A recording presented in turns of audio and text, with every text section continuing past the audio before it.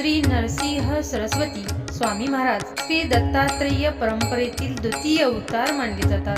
त्यांचा जन्म इसवी सन 1378 साली करंजा येथे झाला. बालपणी त्यांना नरसिंह असे नाव होते आणि पुढे संन्यास घेतल्यावर ते श्री नरसिंह सरस्वती स्वामी महाराज म्हणून प्रसिद्ध झाले. श्री नरसिंह सरस्वती स्वामी महाराज कलियुगात भक्तांना मार्ग दाखवणारे साक्षात चालते बोलते गुरुतत्व. ते श्री गुरुचरित्र ग्रंथातील मुख्य गुरु आहेत. करंजा, औदुंबर, गाणगापूर ही त्यांची प्रमुख तीर्थस्थाने. त्यांनी वेद, उपनिषदे, योग आणि भक्ती मार्ग यांचा प्रसार केला. औदुंबर येथे कृष्णा पंचगंगा संगमाजवळ त्यांनी दीर्घकाळ तपस्या केली. औदुंबर, गाणगापूर, करंजा आजही या पवित्र स्थळी गुरूंची अनुभूती मिळते.